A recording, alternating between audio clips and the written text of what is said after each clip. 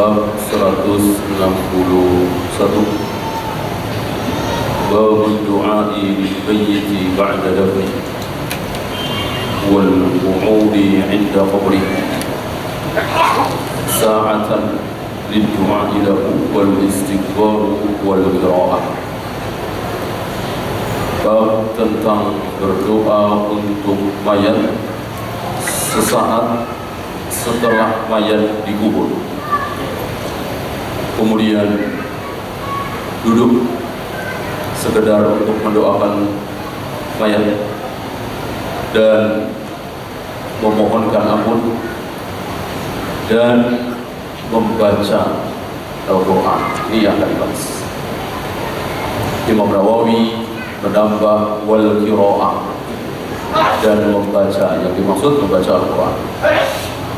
Nanti akan kita lihat apakah bab yang beliau bawakan ada di dalam hadisnya. Tentu yang akan beliau bawakan hadis, ada 2 hadis. Apakah di dalam hadis tersebut mengandung makna membaca Al-Quran? Nanti kita lihat. Kemudian komentar dari Syekh Salim tentang ketergelinciran kesalahan Imam Nawawi di sini mengucapkan dalam judul membaca Al-Quran. Berarti yang disunahkan dalam bab ini pertama berdoa, kemudian memohonkan ampun beberapa saat, kemudian membacakan Al-Quran. Membacakan Al-Quran ini yang dikritik oleh saya. Hadis pertama 946 an Abi Amr wa qila Abu Abdullah wa qila Abu Layla. Dari Abu Amr, ada yang mengatakan Abu Abdullah, ada yang mengatakan Abu Layla. Namanya adalah Uthman bin Affan. Berarti satu nama, 2 atau 3 kunyah ini tidak bermasalah. Barangkali di sini kesalahan Ibnu Hazm ketika mendhaifkan hadis tentang musik dengan alasan di dalam sanadnya ada seorang yang kunyahnya 2, padahal seseorang berkunyah 2 tidak masalah. Salah satunya Utsman bin Affan. Abu Amr, ada yang mengatakan Abu Abdillah, ada yang mengatakan Abu Layla. Kana an-nabiy sallallahu alaihi wasallam idza faraqa min dafnil mayyit. Kata Utsman, kebiasaan Nabi sallallahu alaihi wasallam apabila beliau selesai mengubur mayat, waqafa alaihi, beliau berhenti, berdiri, berhenti, wukuf, tidak langsung beranjak, tidak langsung pulang, sebagaimana hadis yang kemarin. Waqal, dan beliau memerintahkan kepada para sahabat yang ada di situ, istaghfiru li akhikum, mohonkanlah ampun untuk saudara kalian, wasalu lahu tasbih, dan mintakanlah at-tasbih, keteguhan, ketenangan, teguh. Kenapa? Fa innahul an yus'al, karena sebentar lagi, maksud sekarang di sini tentu belum, berdasarkan riwayat yang lain, karena pertanyaan itu menunggu setelah para pengantarnya pulang. Fa innahul an, sebentar lagi dia akan ditanya. Sebentar lagi dia akan ditanya. Orang yang ditanya sementara dalam keadaan ketakutan, tidak teguh, tidak tenang, tentu sangat berat sekali. Maka Nabi memintakan kepada para sahabat agar sahabat memohonkan ampun dan memintakan keteguhan. Di lain beliau mencontohkan Allahumma ighfir lahu, Allahumma sabbithu, Allahumma ighfir lahu, Allahumma sabbithu, Allahumma ighfir lahu, Allahumma sabbithu, Allahumma ighfir lahu, Allahumma sabbithu, diulang-ulang sambil berdiri. Ini bukan salat mayat, setelah mayat ya Allah, ampuni dia, teguhkan dia, ampuni dia ya Allah, tenangkan dia, karena akan berhadapan dengan dua utusan Allah, Munkar dan ya.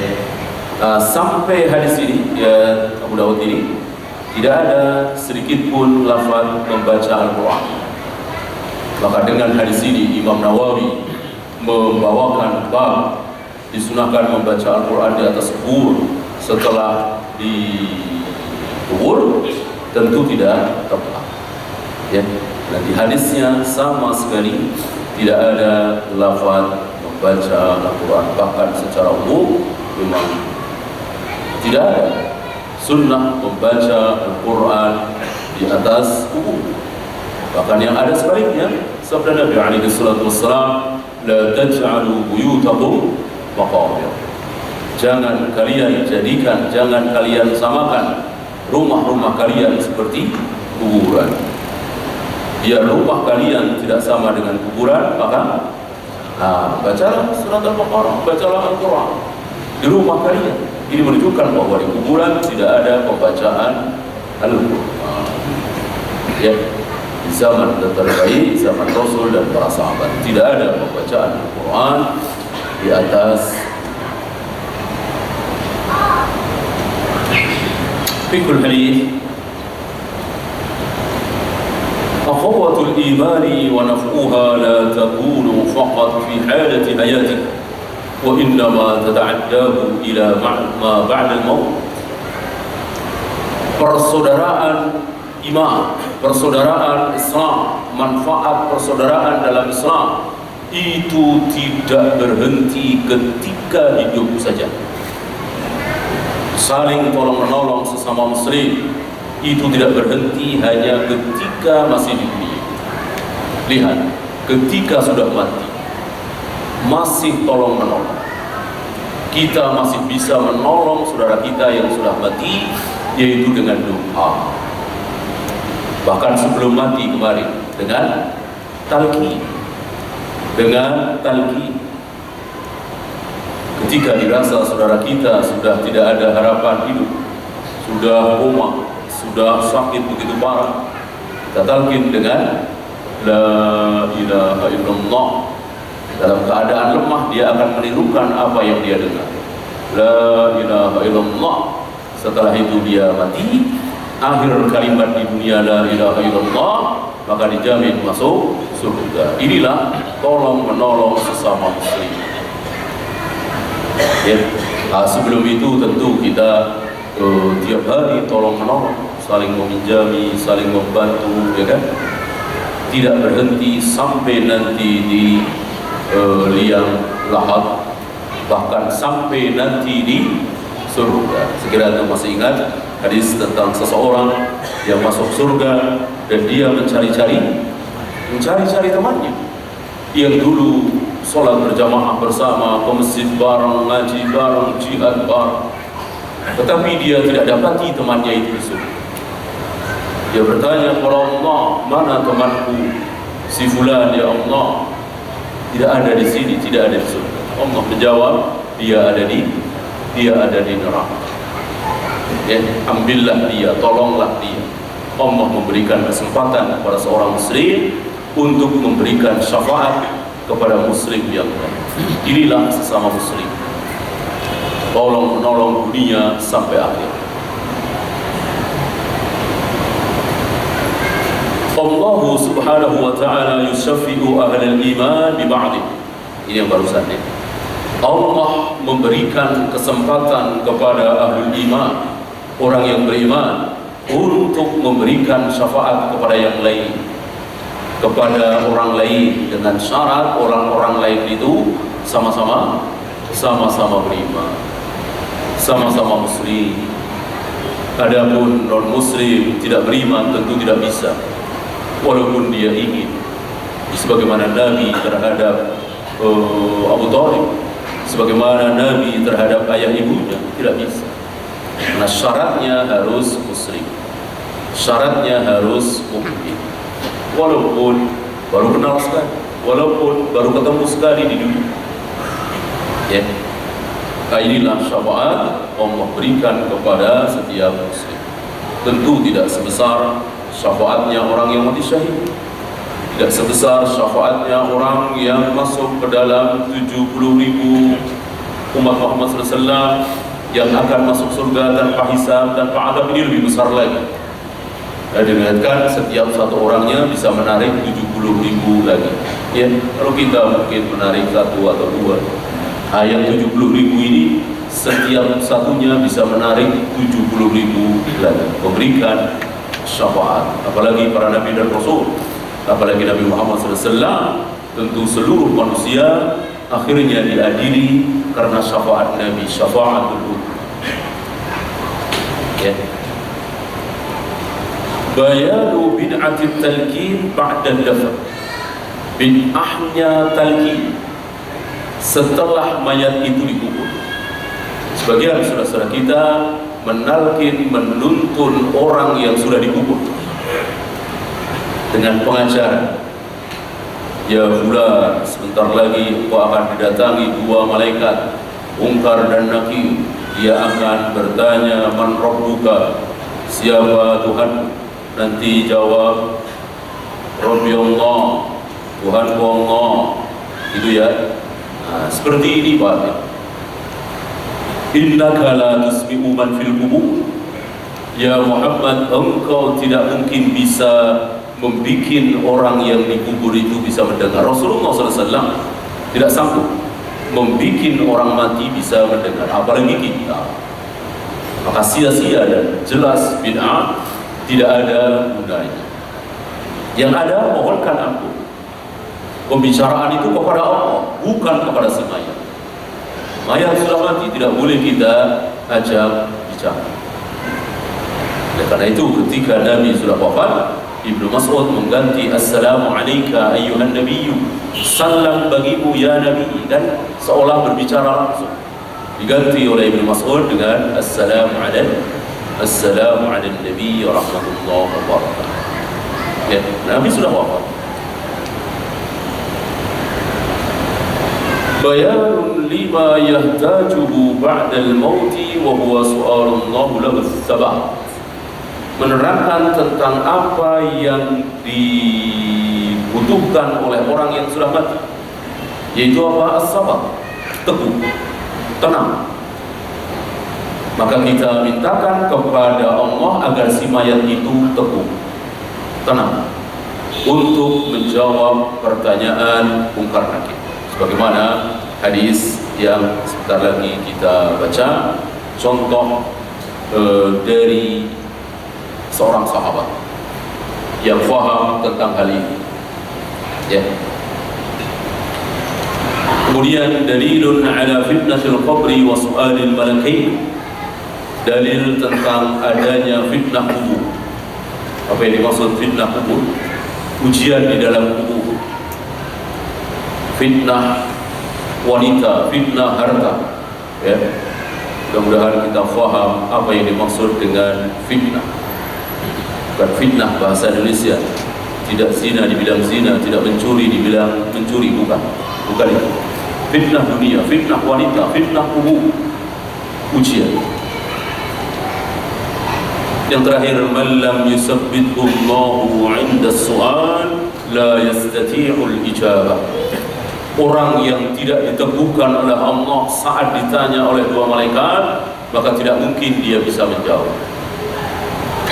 Tanpa pertolongan Allah yang berupa as-sabat, keteguhan, maka seseorang tidak mungkin bisa menjawab pertanyaan. Siapa mereka? Orang-orang kafir. Tidak ada satupun orang kafir yang sanggup menjawab tiga pertanyaan ini. Sebagaimana pada umumnya orang kafir tidak tahu tentang tiga hal ini. Siapa Tuhan, agamamu, nabimu, tentu mereka tidak tahu, bahkan tidak mengakui. Maka Allah bahas al-jazā'u min jinsil amal. mereka tidak akan bisa menjawab pertanyaan dua malaikat. Sebaliknya, walaupun ahli maksiat, walaupun mungkin jarang sholat, walaupun mungkin pezina, peminum khamr, tapi dia bertauhid. Dia bertauhid, dia tidak syirik. Dia meyakini Allah satu-satunya ilah. Dia meyakini Nabi Muhammad SAW Nabi terakhir. Dia mengakui kebenaran Islam. Insya Allah dia bisa menjawab, walaupun ahli maksiat. Adapun nanti disiksa perkara lain. Tapi siksaan karena tidak bisa menjawab, yang dipukul di antara dua telinganya, menjerit, suaranya terdengar oleh siapapun kecuali manusia dan jin, yang seandainya gunung Uhud dipukul dengan pukulan tersebut hancur, ini dia selamat. Adapun selanjutnya disiksa karena dia sering kencing, tidak cebok, tidak sholat, namimah, ini lain lagi. Dan insya Allah tidak kekal, tidak sampai hari kiamat. Mungkin beberapa saat, beberapa waktu Allah hentikan. Berbeda dengan orang-orang kufar, sebagaimana Fir'aun dan lain-lain, jelas hadisnya disiksa terus sampai hari kiamat. Disiksa terus sampai hari kiamat. Adapun orang-orang mukmin yang karena dosa besarnya lalu disiksa di kubur, tidak kekal. Ya, hadis kedua atau hadis terakhir 947, wa'an Amr bin Al-As radhiyallahu anhu, dari Amr bin Al-As radhiyallahu anhu, dia berkata, panjang hadis ini disingkat oleh beliau. Amr bin Al-As bercerita tentang dirinya, bahwa dirinya mengalami 3 masa. Masa pertama, masa yang sangat buruk. Jika masa itu aku mati, tentu aku akan kekal di neraka. Yaitu masa di mana aku membenci Nabi SAW, membenci dakwah Islam. Cita-cita terbesarku adalah membunuh Muhammad SAW. Ini masa pertama. Masa kedua, ketika aku membaiat Nabi dan aku berharap dosa-dosaku diampuni, dan Nabi mengatakan al-Islamu yajubu ma qablahu, bahwa dengan masuk Islam otomatis semua dosaku diampuni. Maka tidak ada yang lebih aku cintai melebihi Allah dan Rasulnya. Tidak ada yang aku harapkan kecuali Allah dan Rasulnya. Jika aku mati di fase kedua ini, aku berharap masuk surga. Fase ketiga aku tidak tahu aku ada di mana. Mungkin ini menyangkut fitnah yang terjadi antara Ali dan Muawiyah. Kita tahu Amr bin As berada di pihak Muawiyah, dan manusia tidak ada yang sempurna walaupun sahabat. Maka kecerdikan atau mereka bilang kelicikan Amr bin As dipakai di sini, tetapi peristiwa tahkim ditinjau oleh para ulama ahli hadis. Sebagian mereka mengatakan tidak sahih. Kita tidak perlu berpanjang lebar membahas perselisihan antara sahabat, karena sudah selesai. Intinya bahwa ada beberapa sahabat yang menyesal di akhir hayatnya ikut dalam fitnah ini, dan insya Allah semuanya diampuni oleh Allah. Salah satunya Amr bin As. Oleh karena itu Amr bin As mengatakan, inilah fase terakhir. Aku tidak tahu apa yang akan Allah perbuat terhadap diri. Ya, berarti ada pada diri beliau antara ketakutan dan tentu harapan, antara khauf dengan roja. Lalu beliau mengatakan, sebelum Amr bin As meninggal sakit keras, idza dafantumuni, oleh karena itu jika nanti kalian selesai mengubur aku, fa aqimu haula qabri, teruslah berdiri di atas kuburku, jangan langsung beranjak pulang. Qadra ma tunharu jazurun, sekedar orang menyembelih jazur unta yang tidak terlalu tua. Wa yuqassamu lahmuha, lalu dipotong-potong, dibagi-bagi dagingnya. Tentu kita tidak bayangkan penyembelihan unta di negeri kita atau kambing di negeri kita yang lumayan lama, ya.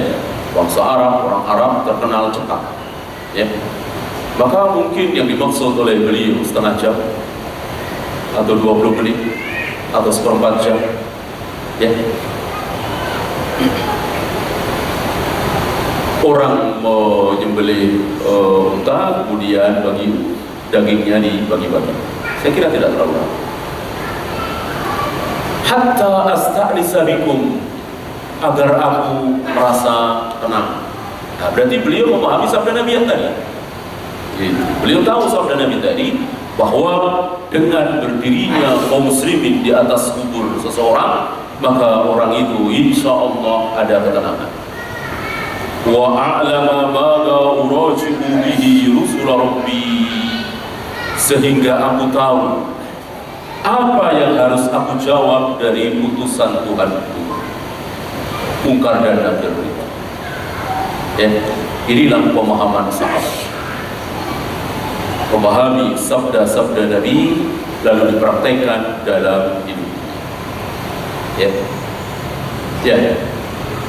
Di sini tidak dibawakan poinnya karena merupakan pengulangan. Antum yang ingin mengulang, silakan di nomor 711. Di sini ada kemuskilan dibawakan oleh Al-Imam An-Nawawi. Al-Imam An-Nawawi membawakan ucapan Al-Imam Syafi'i tetapi diragukan. Beliau mengatakan qala Syafi'i rahimahullah, berkata Imam Syafi'i rahimahullah, wa yustahabbu an yuqra'a indahu minal Qur'an, disukai setelah mengubur mayat itu membaca ayat-ayat Al-Qur'an. Wa in khatamul Qur'an, jika sampai khatam indahu, di atas kubur itu, kana hasanah, maka itu baik. Ucapan ini disandarkan kepada Al-Imam Syafi'i. Sesajen mengatakan hadzal qaulu li ashabi Syafi'i, ini bukan ucapan Imam Syafi'i, ini ucapan sahabat-sahabat Syafi'i. Tentu tidak boleh disamakan antara Imam Syafi'i dengan sahabat-sahabat Al-Imam Syafi'i, tentu berbeda, ya kan? Tidak mungkin disamakan. Ini diucapkan oleh Al-Imam An-Nawawi di kitab yang lain, Majmu' Syarah Madhab.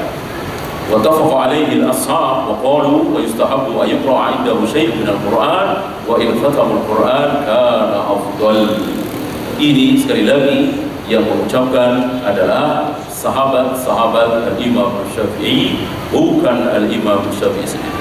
Kemudian kata Salim, وبهذا يتبين أن نسبة هذا القول للشافعي فيه نظر ظاهر. Oleh karena itu jelas penisbatan ucapan ini kepada Imam Syafi'i ini perlu ditinjau. Apa benar? Wabil khasatin anna madhabahu rahimahullah, wabil khusus madhab Imam Syafi'i yang terkenal, yang ada di kitab-kitab yang bisa dipertanggungjawabkan seperti Al-Hum, Ar-Risalah dan lain-lain, la yasilu ihda'u thawabiha ilal mayyit, menghadiahkan pahala kepada mayat berupa bacaan tidak sampai. Ini pendapat madhab dari Al-Imam Syafi'i, ya. Dan Al-Imam Syafi'i berdalil dengan ayat yang sangat jelas, ayat wa an laysa lil insani illa ma sa'a, surat An-Najm. Tidaklah seseorang itu mendapatkan kecuali apa yang dia usahakan sendiri. Dia tidak mungkin mendapatkan sesuatu yang dilakukan oleh orang lain. Antum baca Al-Fatihah, pahalanya buat saya, tentu tidak bisa membantah ayat ini. Saya baca Al-Fatihah, pahalanya buat antum, bantah ayat ini. Wa alaysa lil insani illa ma sa'a. Manusia hanya akan mendapatkan pahala kalau dia sendiri yang melakukan.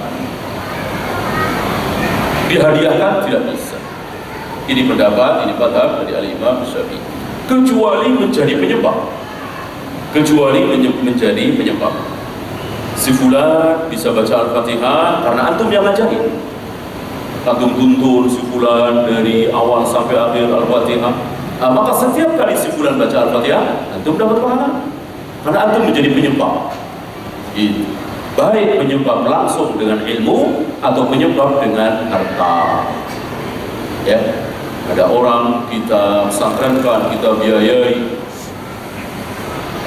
dananya dari kita, lalu dia menjadi dai, dia menjadi ulama, maka insya Allah kita mendapatkan pahala karena kita menjadi penyebab.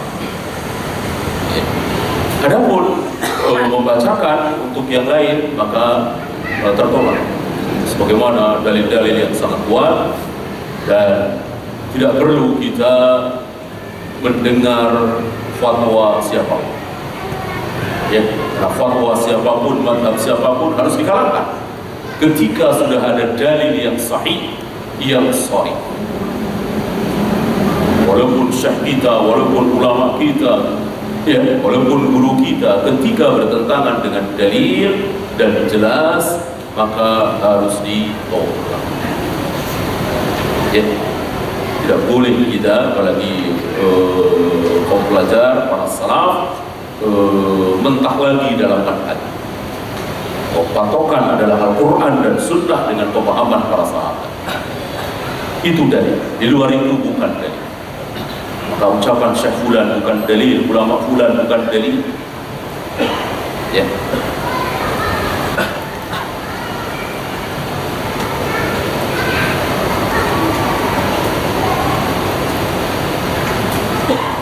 Terakhir beliau mengatakan walidzalika farisbatu hadzal qauli lisyafi'i ghaflatun waqa'a fiha al-musalli. Penisbatan ucapan tadi kepada Imam Syafi'i ini merupakan kelemahan beliau, kelalaian beliau, ketergelinciran beliau, dan ini wajar, namanya manusia. Dan Imam Nawawi, imam besar kita yang sudah belasan tahun kita baca kitabnya di majelis ini, beliau manusia yang tentu bisa benar, bisa salah. Untuk sekian kalinya kita dapati kesalahan beliau di bab ini. Ya, samping ada 2 atau 3 hadis yang sudah kita lewati, dan hadis tersebut dhaif dan tidak bisa dijadikan hujjah. Kita lanjutkan 162. Babus shadaqati 'anil mayyit wad du'a lahu. Bab tentang sedekah untuk mayat. Nanti akan dibahas mayat siapa? Apakah seluruh mayat? Dan termasuk doa untuk mayat. Qala Allah Ta'ala, beliau membawakan surat Al-Hasyr ayat 10. Walladzina ja'u min ba'dihim, orang-orang yang datang setelah mereka. Mereka dimaksud para sahabat, para tabi'in. Yaquluna rabbana ighfir lana wa li ikhwanina alladhina sabaquna bil iman. Mereka berdoa, ya Rabb kami, ampuni kami dan ampuni saudara-saudara kami yang telah mendahului kami dengan keimanan. Ini salah satu sifat seorang mukmin, mendoakan pendahulu, mendoakan orang yang mendahului. Ya, bukan malah mencaci maki, bukan malah menghujat. Siapa? Siapa? Si Rafidah. Bukan mendoakan Abu Bakar, Umar, Abu Hurairah, Aisyah, malah mencaci maki, menjelek-jelekkan, mendoakan dengan laknat dan ucapan-ucapan buruk lain. Dan mereka beranggapan ini bagian dari ibadah. Luar biasa syubhat Rafidah, mencaci maki, menjelek-jelekkan Aisyah, Abu Bakar, Umar, dikira itu ibadah. Waliyah.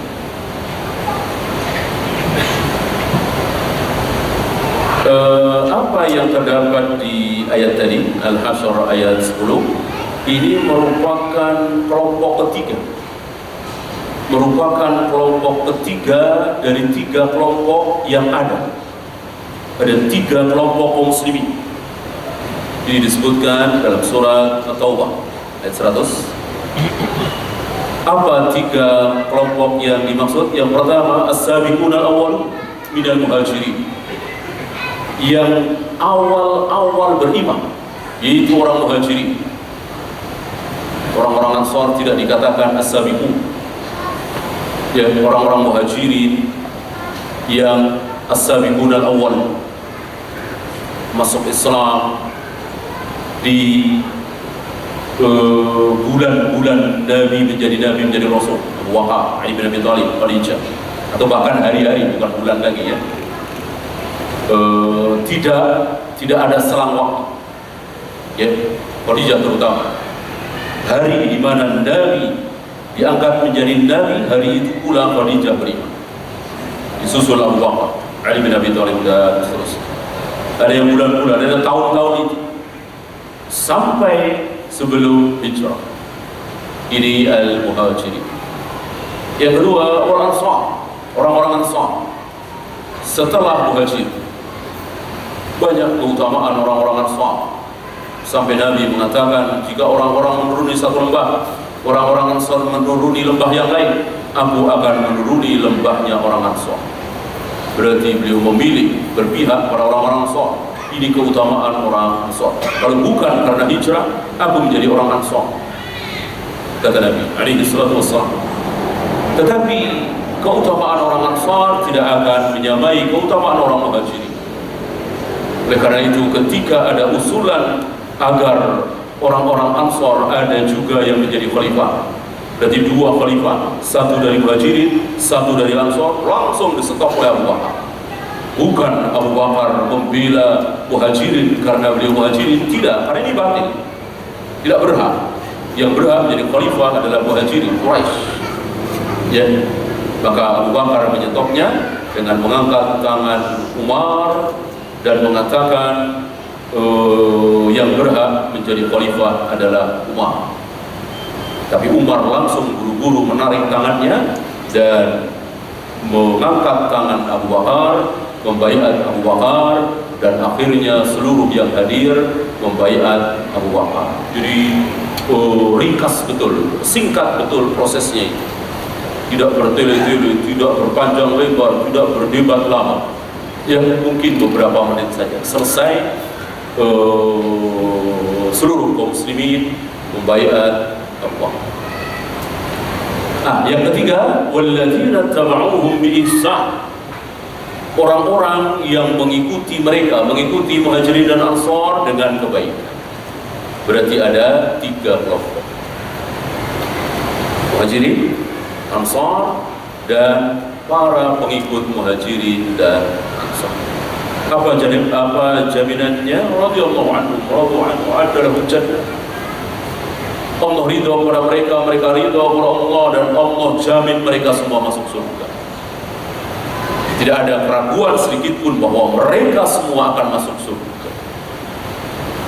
Maka orang yang meragukannya adalah kufur. Maka Syiah Rafidah dinyatakan sebagai kelompok yang sudah keluar dari Islam karena meragukan ini. Ya. Bahkan ucapan kotor mereka mengatakan siksaan terhadap Abu Bakar dan Umar melebihi siksaan siapa. Inilah Allah. Di sini ada ucapan Imam Malik yang dinukil oleh beliau. Ar-Rafidi alladhi yasubbu as-sahaba laysa lahu fi mal al-fai' nasibun. Orang-orang Rafidah yang mencaci maki para sahabat, maka tidak berhak mendapat harta fai'. Karena bukan kaum muslimin. Li'adami ittisafihi bima madahullahu bihi haula.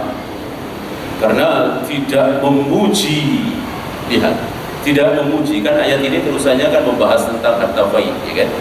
Siapa yang mendapatkannya? Itu tadi yang mengikuti para Muhajirin dan Ansar, mendoakan dengan kebaikan, mencintai mereka. Maka orang-orang Rafidah keluar dari kelompok ini. Ya. Wal ayatu laysa fiha dalilun ala ma bawwabahu al-musannif. Kembali beliau mengkritik Al-Imam An-Nawawi tentang bab yang dibawakan, ya, yaitu sedekah. Sementara di ayat tadi tidak ada sedekah, ya, kecuali nanti setelah itu. Wa qiyasus sedekati 'ala du'a qiyas ma'al farid. Mungkin Imam Nawawi mengkiaskan sedekah itu dengan doa, mengkiaskan sedekah dengan doa. Kan mendoakan orang lain yang sudah mati boleh. Berarti sedekah untuk orang lain yang sudah mati boleh. Kias. Dia mengatakan hadzal kias ma'al farid. Ini kias farid. Kias farid adalah kias yang salah. Kias yang tidak benar. Contoh kias farid yang besar, masih ingat? Dilakukan oleh iblis. Iblis melakukan kias, dan kiasnya farid. Kias ma'al farid, kias yang tidak benar. Ketika dia disuruh oleh Allah untuk sujud kepada Adam, iblis memakai kaidah kias. Khalaqtani min nar wa khalaqtahu min tin. Ya Allah, Engkau ciptakan aku dari api, sementara Engkau ciptakan Adam dari tanah. Bagaimana aku yang dari api harus tunduk sujud menghormat kepada tanah? Ini kias farid, kias yang tidak benar. Maka hati-hati dengan kias. Kias farid, kiasnya iblis yang pertama kali mengkias, dan kiasnya salah. Oleh karena itu para ulama mengatakan memakai kias seperti makan bangkai. Memakai kias seperti makan bangkai. Kita boleh makan bangkai? Boleh kalau terpaksa darurat, mau nggak mau harus dimakan. Nggak ada makanan lain, harus dimakan. Boleh. Begitu pula kias. Mau nggak mau ini harus ada jawaban. Gitu. Ini harus jawaban. Harus ada jawaban. Maka dengan kias itu pun harus ulama yang melakukan, jangan kita. Ya. Nah, mengkiaskan sedekah dengan doa tentu ini ma'al farid. Karena apa? Wal ibadatu madaruha at-tauqif. Karena ibadah itu sifatnya tawakuf, sifatnya menunggu dalil, sifatnya diam. Wal wuquf inda nusus as-sahihah, menunggu dalil yang sahih. Kalau memang ada dalil datang dari Nabi, diikuti oleh para sahabat, bersedekah untuk orang yang sudah mati secara umum ya, bukan secara khusus. Baru memakai ayat tadi untuk dalil bolehnya sedekah untuk orang yang sudah mati tidak cukup, belum bisa, belum cukup. Ya. Nah, adapun hadis, mari kita lihat. Ya.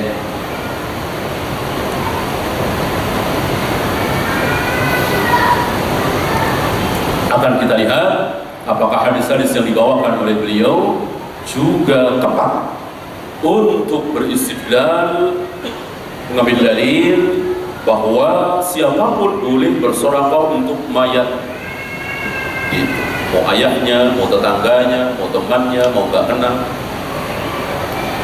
Imam An-Nawawi seolah berpendapat seperti itu. Jadi misalnya kita tahu ada kuburan di depan kita, entah kuburan siapa, saya sedekah, pahalanya untuk mayat yang ada di kubur itu bisa, ya, kan umum. Gitu. Mari kita lihat 948. An Aisyah radhiyallahu anha anna rajulan qala lin Nabi sallallahu alaihi wasallam. Ini dari Aisyah bahwa ada seorang laki-laki berkata kepada Nabi sallallahu alaihi wasallam, "Inna ummi tulitat nafsaha." Ya Rasul, ibuku meninggal dengan tiba-tiba. Tidak sempat berwasiat, berpesan, mengucapkan sesuatu, tidak sempat sakit, mati mendadak. Wa uraha law takallamat tasaddaqat. Aku menduga jika beliau bisa bicara, insya Allah beliau mau sedekah. Insya Allah beliau mau sedekah, memberikan sesuatu untuk kepentingan kaum muslimin. Tapi saya tidak sempat bicara, mati mendadak.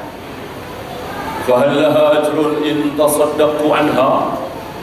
Maka apakah ibuku dapat pahala kalau sekarang ini aku bersedekah untuk beliau? Nabi menjawab, "Na'am." Iya. Iya. insya Allah ibumu dapat pahala.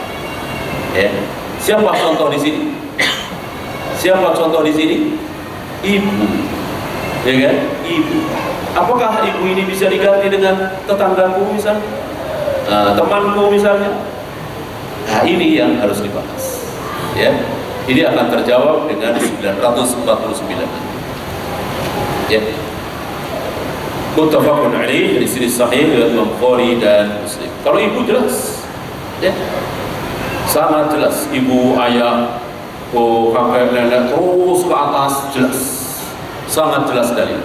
Tapi kalau tetangga, kenalan, teman, tidak ada dalil. Fiqhul hadits, mautul faj'ati yudhibu ala sahibihi al-khaira min at-tasadduqi wal istighfar. Mati secara mendadak ini bisa menyebabkan yang bersangkutan kehilangan kebaikan. Tidak bisa bersedekah, tidak bisa istighfar, tidak bisa bertaubat, tidak bisa mempersiapkan diri, namanya mendadak. Ya, sedang jalan santai tertabrak kereta, langsung meninggal, tentu ini tidak sempat.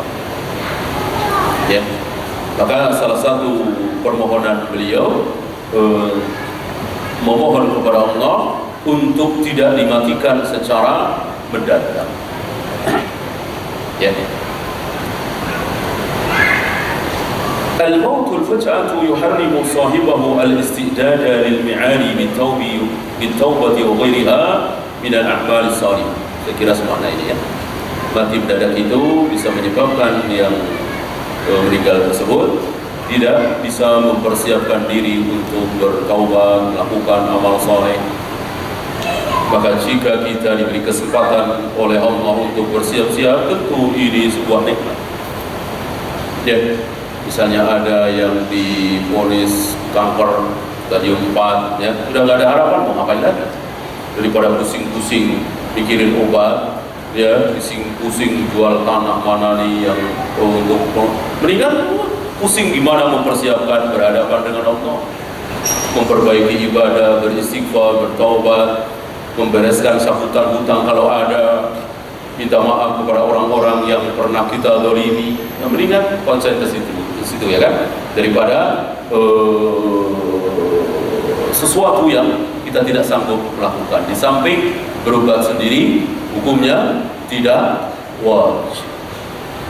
Ya, banyak dalil yang menunjukkan bahwa berobat tidak wajib. Salah satunya yang hadis yang awal dulu kita baca, yaitu hadis tentang perempuan ayat, ya, didoakan oleh Nabi saja nggak usah, ya, apalagi berubah. Jadi perempuan ayat ini siap ayat seumur hidup, ya. Dan itu ditawarkan oleh Nabi. Kalau engkau mau sembuh, aku doakan, insya Allah sembuh. Tapi kalau engkau mau surga, dijamin surga, engkau terus ayat. Pilih yang mana? Wanita ini pilih terus ayat seumur hidup. Berarti terus dalam keadaan sakit.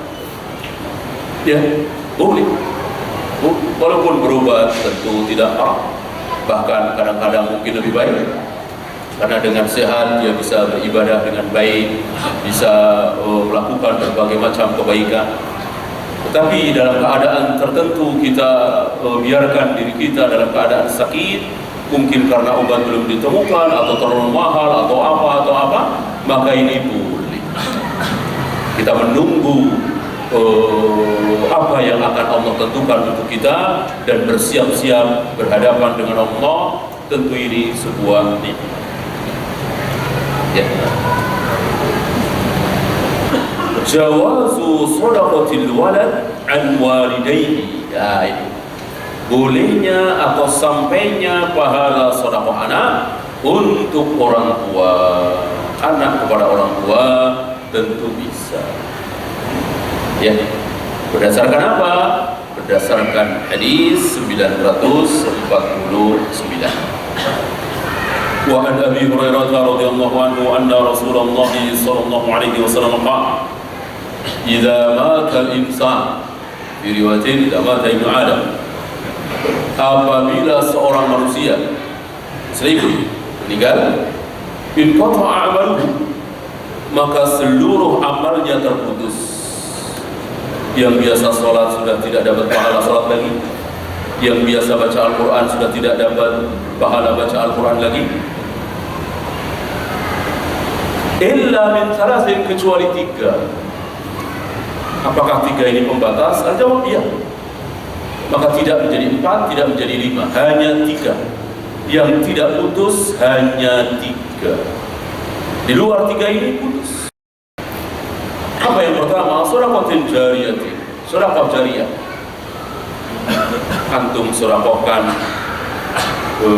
karpet untuk besi, antum meninggal, karpet masih dipakai sholat, maka terus mengalir. Ya. Atau seperti tadi, antum sedekahkan harta antum untuk membiayai si fulan di pesantren, antum meninggal, dari pesantrennya dia mendapatkan ilmu syar'i, dia dakwahkan, dia amalkan, maka terus mengalir kepada antum. Ini shadaqatin jariyatin. Banyak sekali contoh.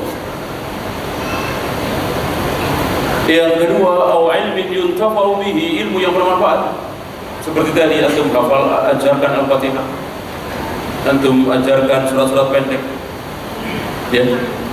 Dari sini betapa besar pahala guru-guru TK itu, betapa besar.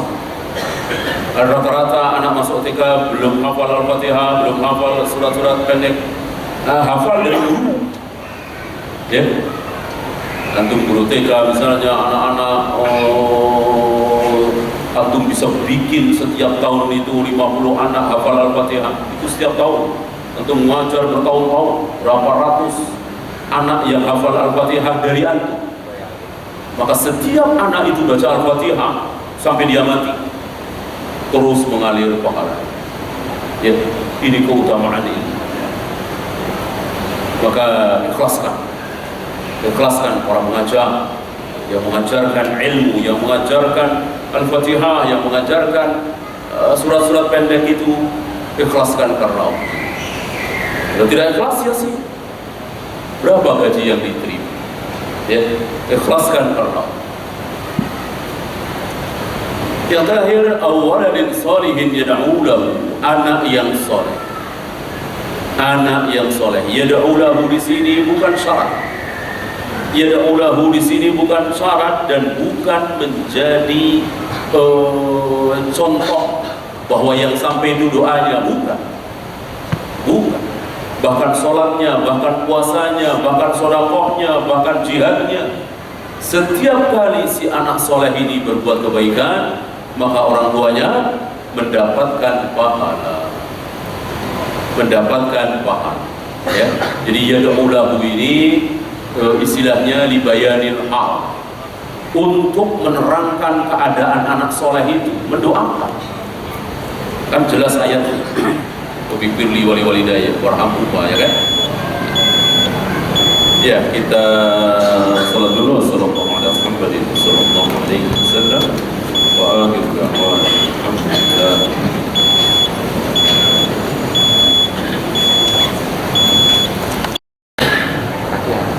Salatu wassalamu ala rasulillah. La haula wa la quwwata illa billah.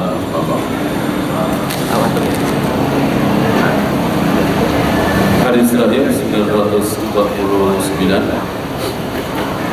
bahwa seorang muslim yang meninggal maka akan terputus seluruh amalnya kecuali 3.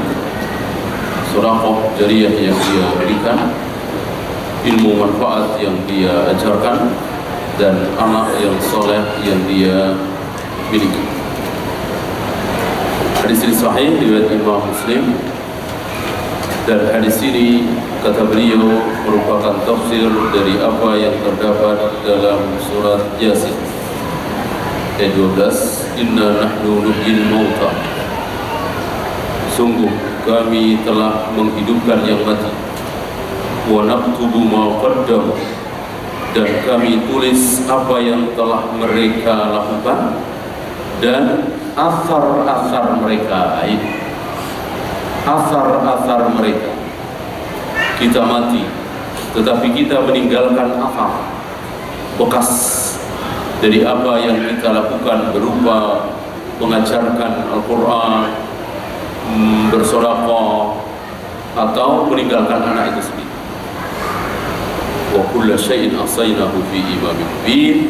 Segala sesuatu telah kami tulis di Al-Imam Al-Mubin, yaitu Lauh Mahfuz.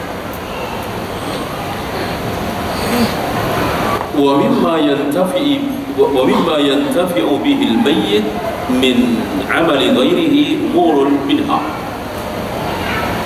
Apa yang bermanfaat bagi mayat itu ada beberapa hal.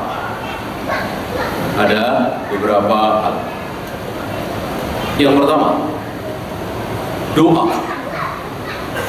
Doa kaum muslimin. Maka ini umum, siapa saja.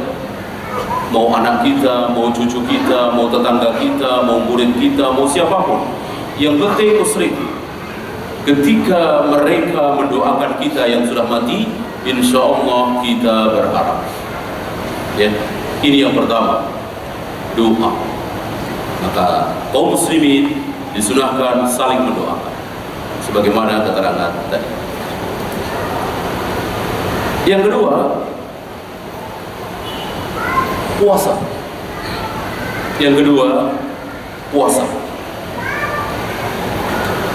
Ini berdasarkan hadis sahih dari Imam Bukhari dan Muslim dari Aisyah radhiyallahu anha bahwa Nabi bersabda, "Man mata wa 'alaihi siyam."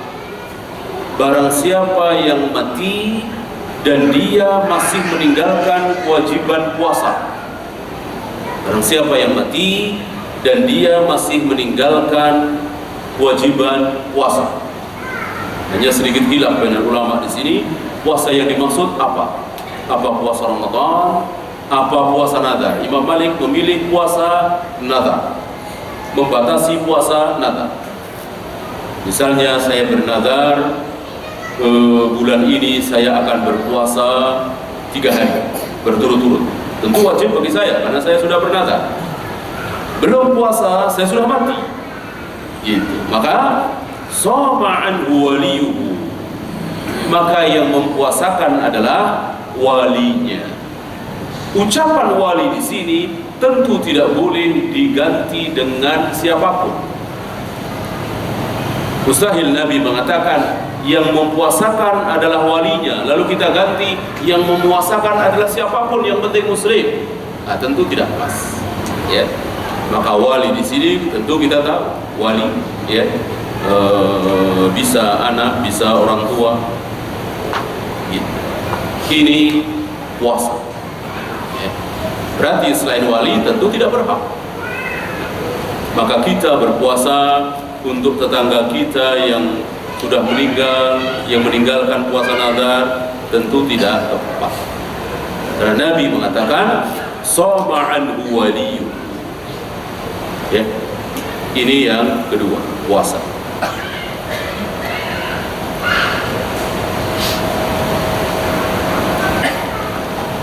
Yang ketiga, qada'ud dain, membayarkan hutang. Min ayyi syahsin waliyan kana aw ghairuhu. Ini pun bebas, siapapun. Tentu urutannya boleh diperhatikan. Dalam kondisi normal, ketika seorang mayat meninggalkan hutang, maka hutang itu dibayar dari harta warisnya. Sebagaimana firman Allah, "Min ba'di wasiyatin yusa biha aw dain."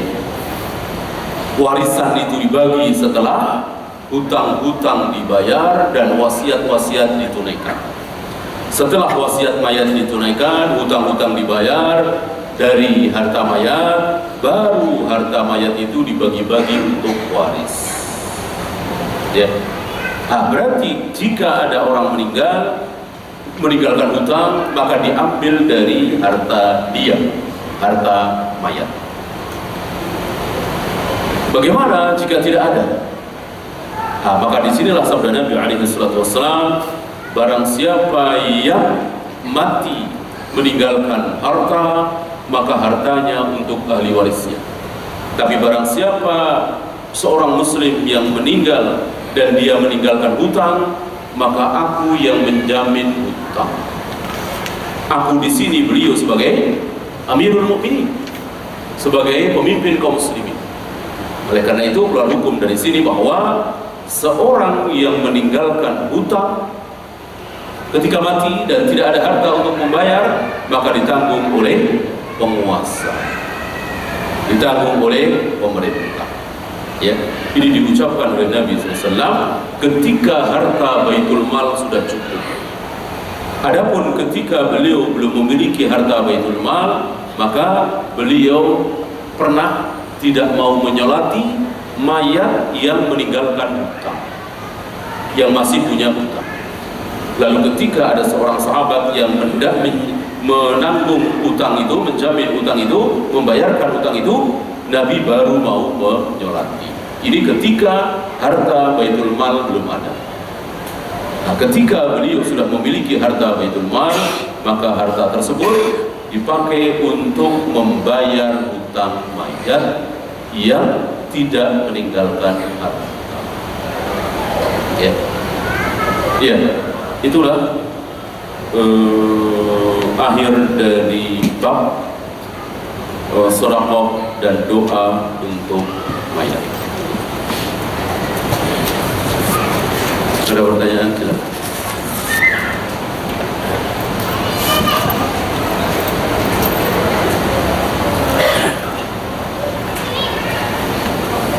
Apakah golongan ketiga yang mengikuti mereka dalam ayat tadi kita bisa raih?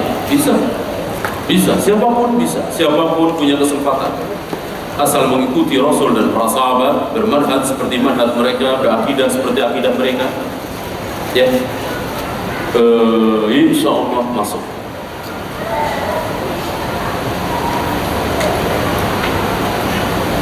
Apakah setelah takbir keempat boleh berdoa dengan menggunakan bahasa Indonesia? Atau sudah ada doa yang disyariatkan? Sudah ada kan? Sudah ada. Apa yang sudah ada dari Nabi, jangan kita ganti. Ya, ada doa-doa setelah takbir keempat. Kan riwayat bukan dari Abdullah bin Abi Aufa saja, ada beberapa riwayat. Saya kira Imam Nawawi tidak membawakan seluruhnya. Ya, lebih lengkap di kitab-kitab fikih atau di kitab Al-Janaiz milik Syahrani.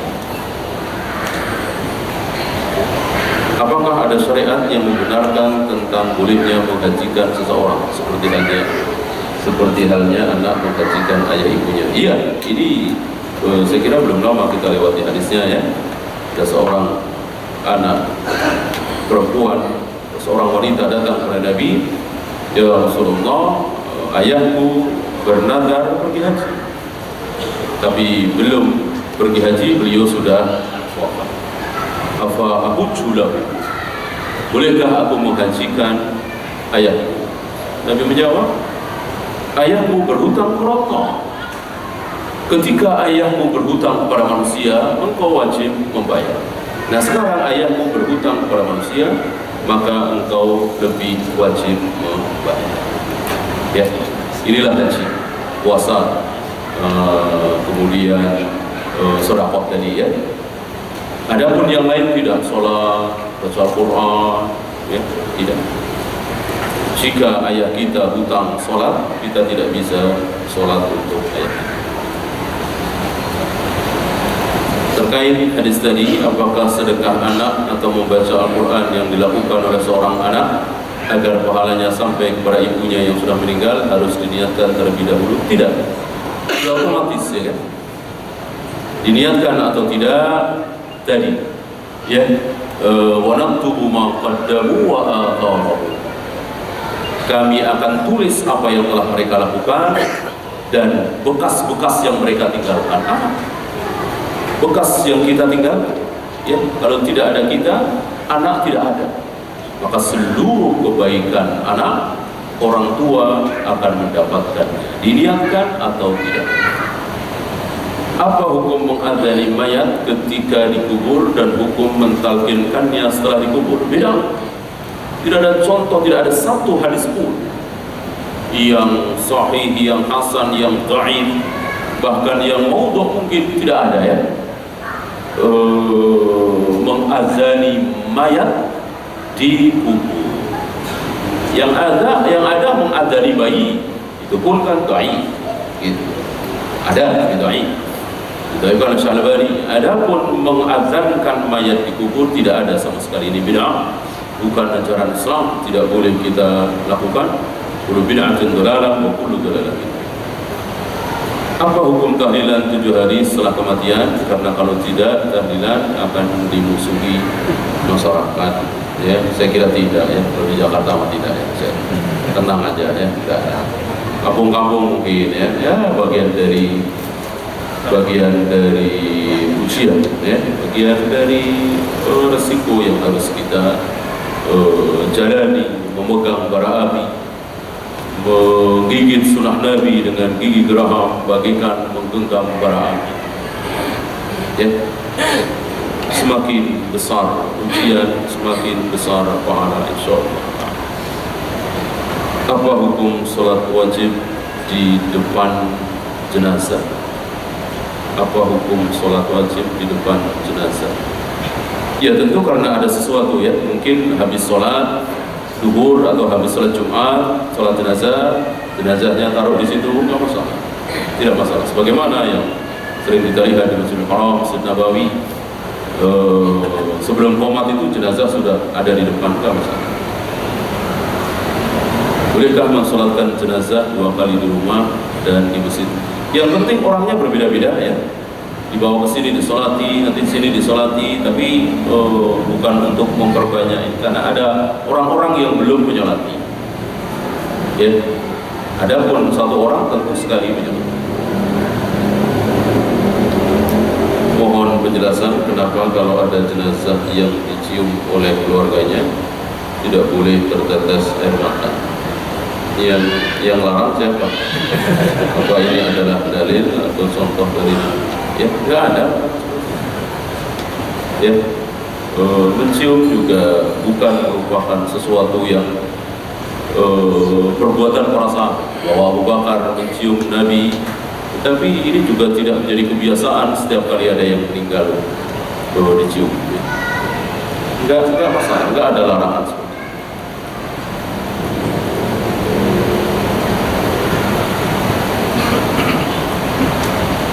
Amal ibadah anak sampai kepada orang tua ketika orang tua masih hidup atau sudah tiada. Ya kalau masih hidup kan nggak berasa dapat pahala. Itu berasa nggak? Saya dapat pahala dapat berasa gitu ya, adem atau gimana kan nggak berasa. Berasanya kapan pahala itu? Nanti kalau sudah mati. Ya, ini dapat pahalanya kapan? Ya nanti. Kita akan mendapatkan manfaat pahala itu kan nanti kalau sudah mati.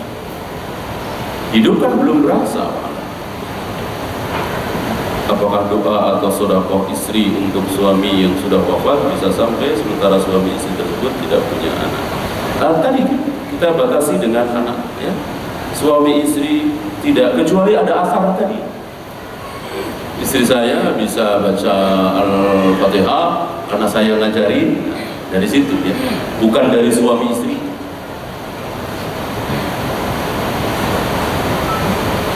Apa yang dimaksud dengan ucapan terakhir la ilaha illallah masuk surga?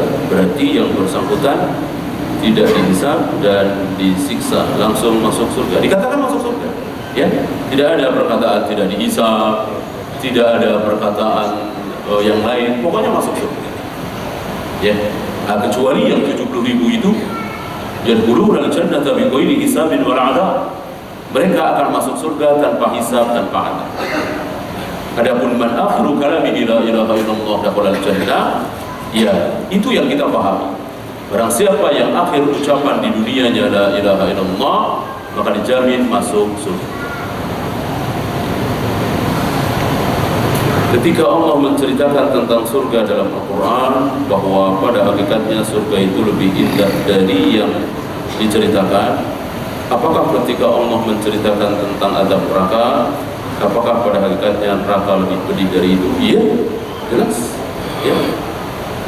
Tidak ada kalimat, tidak ada ta'bir, tidak ada kata-kata yang bisa melukiskan indahnya surga, yang bisa melukiskan dahsyatnya neraka. Tidak. Oleh karena itu, pembahasan tentang surga ditutup, disimpulkan oleh Nabi dengan kalimat ma'ainun ra'at wala udhunun sami'at wala khatara ala qalbi bashar. Kenikmatan yang belum pernah terlihat oleh mata, belum pernah terdengar oleh telinga, belum pernah terbayangkan oleh hati. Ya. Walakum fiha ma tashtahi anfusukum walakum fiha ma tad'un. Apapun yang kalian harapkan, apapun yang